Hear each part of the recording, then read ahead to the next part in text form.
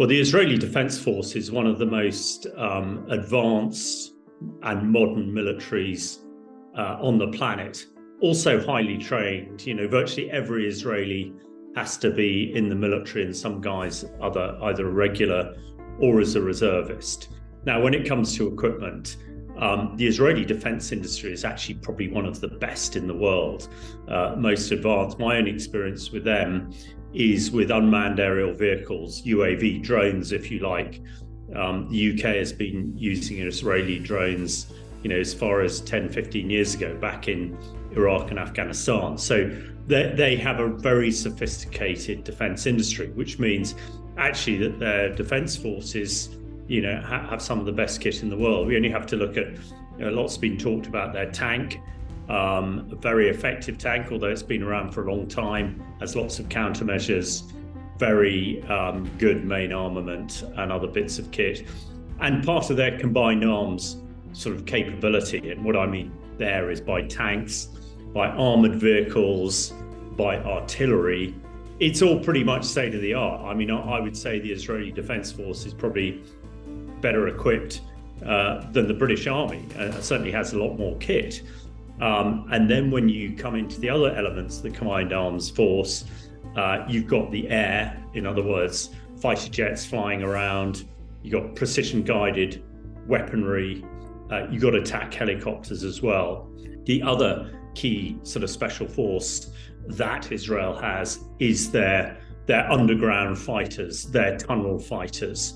And these are going to become very, very key, I think, in the future when they look to rescue hostages who apparently mainly seem to be in the tunnels, and also no doubt interdict the Hamas command and control and Hamas fighters, which again are probably mainly based in the tunnels. So in sum, the Israeli are highly capable, very large, over 100,000 regular soldiers, 400,000 conscripts or part-timers, if you like, have all been called up. And we know people have been coming from all over the world, Israelis, to come and fight in Israel. So huge army, very well equipped, very well trained.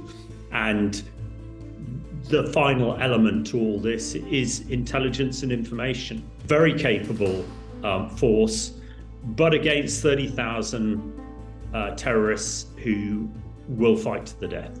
Although the Israeli Defense Force is massively larger in numbers terms, massively more modern and technical in equipment, it's a very different battle when you're fighting terrorists like Hamas. I have experience when I was the Peshmerga's chemical weapons advisor. The Peshmerga are the Iraqi Kurd military who fought and defeated ISIS in northern Iraq.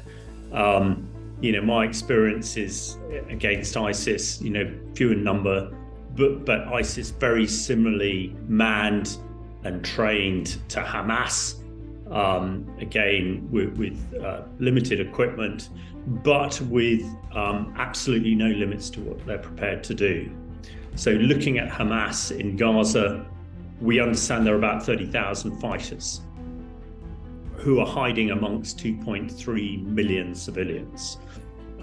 They will be armed with infantry-style weapons, hand grenades, machine guns, etc. We also know they have a vast array of missiles that we're seeing firing into Israel. Whether they have much heavy weaponry is unlikely, but they do have a lot of anti-tank guided missiles and other things for taking tanks out. Where the real area of challenge is going to be in the tunnels. Gaza appears to be almost like an iceberg. There is probably nearly as much underground as there is above ground. This is a vast tunnel network. Some of these tunnels are large enough to drive trucks in. Some of them are so small that a person could barely squeeze through them. But we are hearing a little bit from the hostages released over the last few days and today, them describing it as a sort of spider's web network of masses of tunnels all over under Gaza.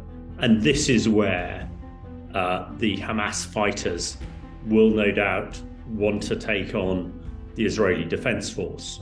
Now, having said that, the Israeli Defense Force have special battalions trained for fighting in tunnels. And anybody who's read any of the stories about the tunnel warfare in the Vietnam War, where American soldiers and French soldiers and other fighting underground, will get a feeling of quite what a challenging environment this is to fight in. It can be very dark, very difficult to navigate underground, although, things have moved on since the Vietnam War. Again, what the challenge will be is no doubt Hamas will intimately know the tunnels and all they are. The Israelis, we don't really know, but I have a hunch the Israelis probably have a pretty good idea of the set down and network. But once it gets into fighting them, this is really, in dark, semi-darkness, almost hand to hand, will be very slow and deliberate, and will soak up a huge amount of soldiers. So it's no accident the Israelis have got so many together. When it comes to the sort of weaponry down there, we were hearing only yesterday that it would appear that Hamas also have chemical weapons at their disposal. I think this is perhaps more of a psychological weapon that Hamas might want to try and use. One can imagine it in tunnels underground, if there are chemicals as well. It would, on the face of it, make it more horrific. But actually, I think this might be a double-edged weapon for Hamas. The sort of chemicals that we understand they might have, cyanide, chlorine, a lot of these are heavier than air. So if you can avoid panicking, the chemicals will very quickly dissipate. I expect the Israeli Defense Force soldiers are well equipped with respirators and breathing apparatus. You need breathing apparatus to fight underground. I doubt that Hamas have very much of this. So on the face of it, it might seem that Hamas would have an advantage. I expect once the Israeli Special Forces get down there and start operating, then that they will make progress. But this is the most challenging and difficult environment to work in. It takes absolute resolve and courage and determination. And I think for the Israeli soldiers who will be there recovering their people, those hostages, that is what they will do. If you have an aim that you are going for, if you have the physical and mental courage to do it, what we call morale, if you put it all into one, then that makes what appears almost impossible, fighting underground, possible. And those Israeli soldiers, no doubt they will have family members and friends who are hostages, and it is their job. I mean, it is a soldier's job to do this sort of stuff. They've signed up to it, they've been trained to do it. So no doubt they'll be very determined. I think everybody is asking the question, when is the Israeli army going into Gaza? I think there are so many competing objectives at the moment, and there are so many players in this. It is no doubt the US are heavily involved in talking to the Israelis, supporting them militarily, but also cautioning them what is the best approach here. There are concerns in the north of Israel with Hezbollah particularly coming involved. There are concerns that the Iranians are getting more involved.